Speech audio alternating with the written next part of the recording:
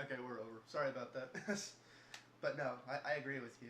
It's I don't know why they like picked that, like you're talking about 99, 199. That's like the magic price for cell phones, and they Exactly. cost more than that. I mean, even the Yes. latest iPhone, the iPhone 4, I think it cost Apple. It's the estimate is somewhere between $210 and $260 to make, but the with contract price because of the kickback they get from AT&T is 199. It's Yep. like these devices cost a few $100 to make. It's what they cost. Sure. However, what I really wish would happen would be all the OEMs would Mhm. open direct to consumer stores, in which it was public knowledge what the unsubsidized, because you can't even on phones like the iPhone you can't even buy it unsubsidized. There is no unsubsidized price for the iPhone. You buy it from AT&T with a contract, or you don't buy it at all, or you Well, buy it on I've eBay. heard a few people that actually did. They said they went to the AT&T store and were able to buy it without a contract, but they paid close to $500 to do so. Yeah, it's like when you do that on these devices, they're $500 to $700. They are. That's what they Right. are. But now that's fine. That's the price of the device, and I think you will see more and more unlocked phones if the OEMs allow prices of these phones to go higher than that magical 199 mark. Consumers will start to get used to saying, "Well, I'm going to buy a phone. It's going to be this price," and once they get more comfortable with that, yeah, it's going to. That's definitely probably going to be. If OEMs do that, it'll likely be a mistake in their part because consumers will get used to paying higher prices, and that equals an unlocked price for the phone. So why should they worry about being on contract or having some sort of Well, no, subsidized? and it's really only the states that's not predominant. In parts of Asia, Mm-hmm. in Japan, and in parts of Europe, the more predominant phones, especially for people who hop around the European Union a lot, they Mm-hmm. have a GSM phone.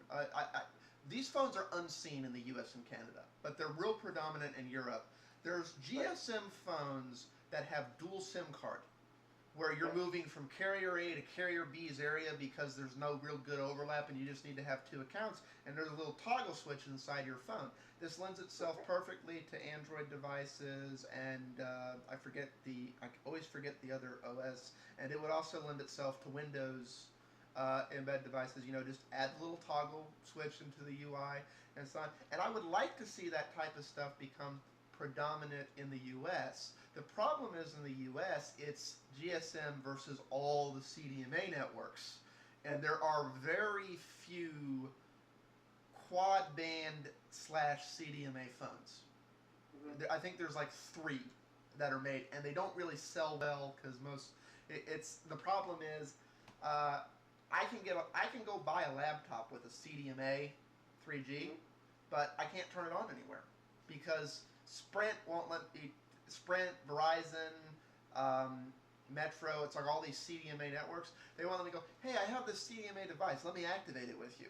They go, no, you have to buy our CDMA device, and that will Yes. be activated. That's Well, like that goes back to the crux of our billing model in the U.S. and how the OEMs prefer to have their business models. And yeah, it may be. I know when I went to do business in Japan, that their behavior with cell phones was drastically different than how we use them ours in the U.S.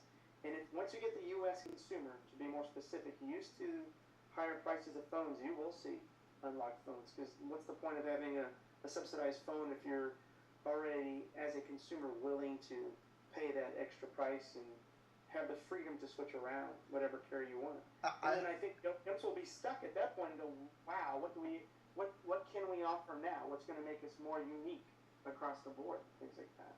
this So, crazy idea of better service and actually valuing your customers.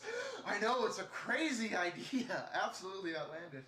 Well, no, it's like it, honestly, I've always wondered on that in the U.S. how much of that is, without meaning to, we have given the cell phones a legal monopoly, the cell phone providers a legal monopoly because of the way it's regulated. It's sure. And here's the thing: in the States, if you can't get the cell phone providers to buy your product, you don't sell your product. So if you tried to push that, they would go, "Oh, we're no longer interested in anything you have to offer." And that's the general mentality, and that was actually what happened. I don't want to go too much into this, but that's actually, I think, what's going on with Google right now and why they're abandoning the Nexus One. It's like they've realized that this is not a overnight.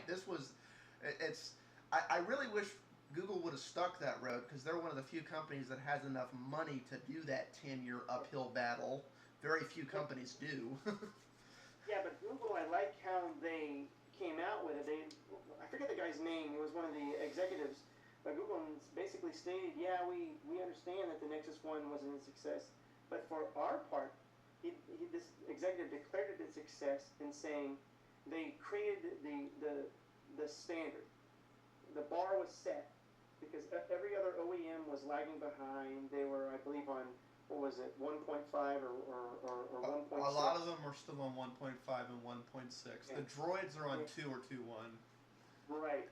And it showed a whole new level of power that with specific hardware features and using the latest version of Android, what was the potential? And then all of a sudden, right when almost immediately after the Nexus One was released, OEM started firing out more powerful phones and beginning to embrace the later versions of Android. And like that executive said in this one article, they considered that a success. So now it's really up to Android. That's what has me concerned there, because, like you said, what got that off its butt was the fact that they had to compete with something better now. They couldn't sit on their ass and not do anything and go, "Oh, we'll do it at the 3-year pace, and we could do it at the 3-month pace."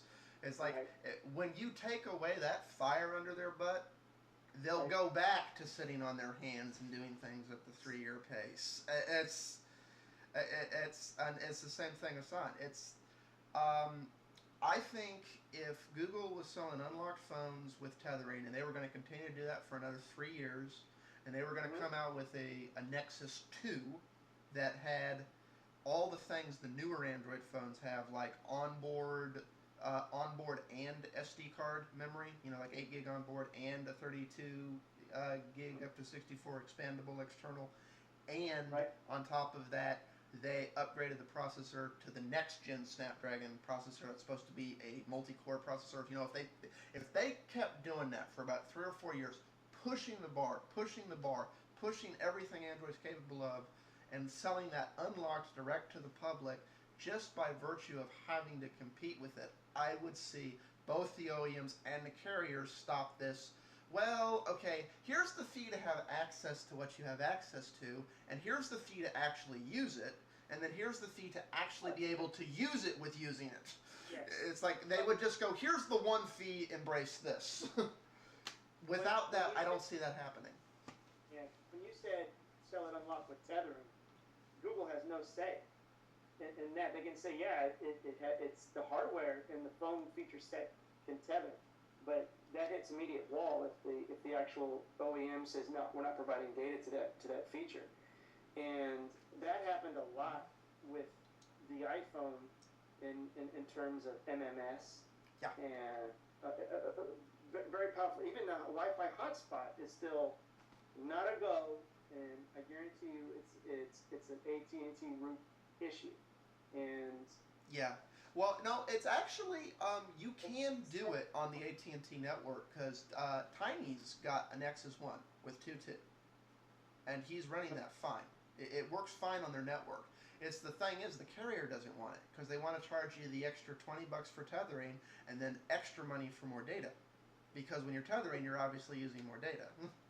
All right, so they don't have a legal binding policy if someone buys a Nexus 1 to prohibit because I know AT&T with Apple, they make binding contracts and saying you're not allowed to provide this feature, so it's a breach of contract. So I'm going to assume then if they're able to tether, if they wanted to do that, they'd have to stock the AT&T version of the Nexus 1, which they refuse to do. They want that say, they need to stock the phone in their stores. Yeah. Yeah. Yeah. Okay. Okay. Okay.